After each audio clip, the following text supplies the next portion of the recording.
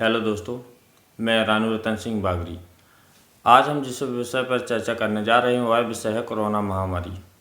दोस्तों, कोरोना महामारी एक बार फिर से अपने पैर पसार रही है। भारत में भी आज लगभग 3000 केसेस दर्ज किए गए हैं। दोस्तों, कोरोना महामारी की भयंकरता का पूर्व अनुमान लगाते हुए दिल्ली की आम आदमी पार्टी की सरकार द्वारा कोरोना महामारी से निपटने के लिए 104 करोड़ का बजट घोषित किया गया है, जो बहुत ही सराहनीय कदम है कि बहुत ही जल्दी व्यवस्थाएं व्यवस्थित की जा रही हैं। मैं चाहता हूं कि इसी तरीके से देश के विभिन्न राज्यों की सरकारें भी तत्काल इस विषय पर निर्णय लें। और वही हम अगर बात करें मध्य प्रदेश की, तो मध्य प्रदेश की सरकार के बारे में हम पहले से ही जानते हैं कि मध्य प्रदेश की सरकार ऐसी सरकार है जो सरकार महामारी पर अवसर ढूंढती है। महामारी पर अवसर दोस्तों सरकार सिर्फ पार्टी के लिए ढूंढती है, क्योंकि जब जब कोरोना महामारी भयंकर रूप धारण करती है तब तब बीजेपी वाले उसे अवसर के रूप में परिवर्तित कर लेते हैं। जैसे कोरोना महामारी के पिछले टाइम हमने देखा था कि मध्य प्रदेश में बीजेपी ने किस तरह से लोगों की लाशों पर राजनीति करते हुए लोगों द्वारा चुनी कांग्रेस पार्टी को पद से निष्कासित कर कर अपनी सरकार बना ली थी। दोस्तों, मैं कहना चाहूँगा कि कान खोल कर सुन लें मुख्यमंत्री शिवराज सिंह चौहान जी कि इस बार आपको कोरोना महामारी भी नहीं बचा पाएगी, ना ही सत्ता पर पुनः वापस लेके आ पाएगी। हम वो है कैसे भूल सकते हैं जो हमारे भाइयों बहनों और परिवार वालों रिश्तेदारों के साथ हुआ। हमने अपनी आँखों से अपने भाइयों को बिलखते हुए कोरोना महामारी से जूझते हुए देखा, और उस समय यही बीजेपी सरकार सत्ता पाने के अथक प्रयास कर रही थी और सत्ता पाने की इस कदर होड़ मची थी कि लोगों की लाशें उन्हें दिखाई नहीं दे रही थी। दोस्तों, मैं आपसे पूछना चाहता हूँ, क्या आप उन लोगों का चयन करना चाहेंगे, उन लोगों को फिर से सत्ता में लाना चाहेंगे जिन्होंने आपके भाई बहन माता पिता रिश्तेदार परिवार वालों पड़ोसियों की लाशों पे राजनीति करके सत्ता प्राप्त की है, जिसने चुनी हुई सत्ता को निष्कासित करके पैसे के दम पे सत्ता प्राप्त की है? दोस्तों, मैं आपसे पूछना चाहूँगा कि अगर आपने अपना सर्वस्व, किसी ने भाई किसी ने बहन किसी ने माता पिता खोए हैं, तो इसका जिम्मेदार कौन है? दोस्तों, इसका जिम्मेदार वही परिवार है जो वीरांगना झांसी की रानी लक्ष्मीबाई की मृत्यु का जिम्मेदार था।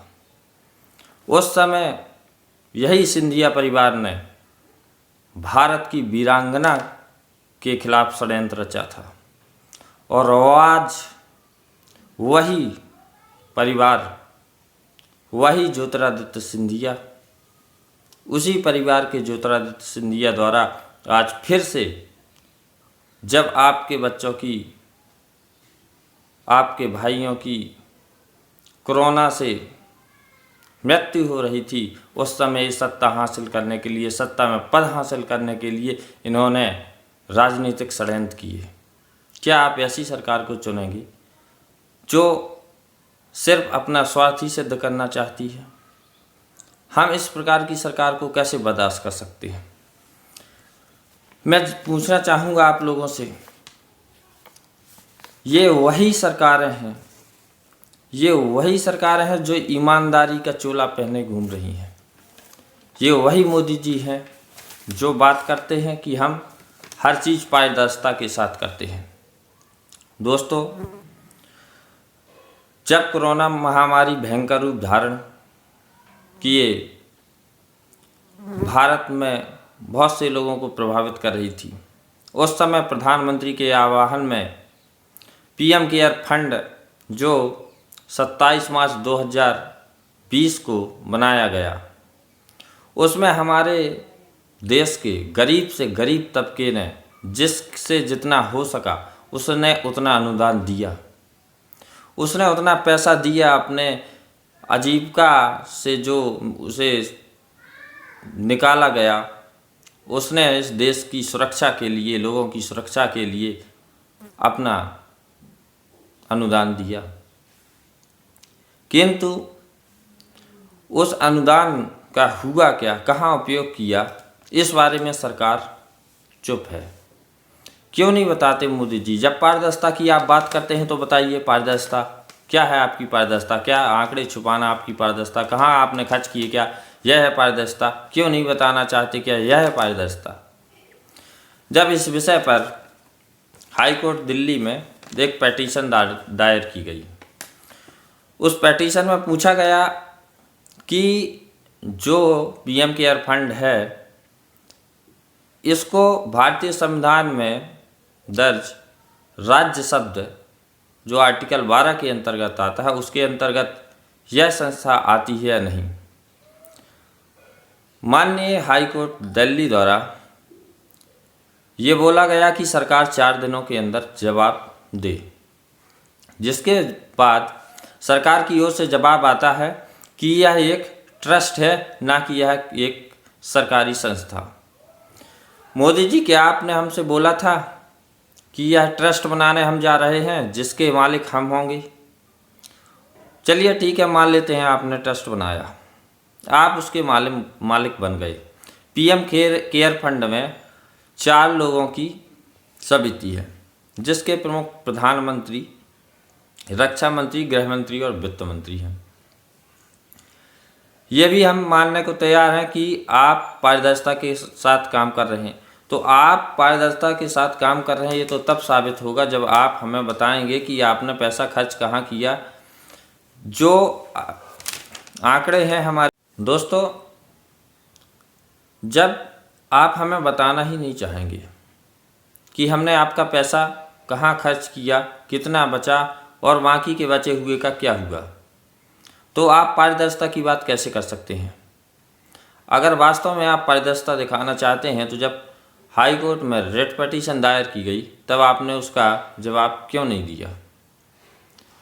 दोस्तों, सरकार का ऐसा जवाब आया कि यह एक ट्रस्ट है जिसके कारण हम गोपनीयता के कारण चीज़ों को आपके सामने नहीं रख सकते।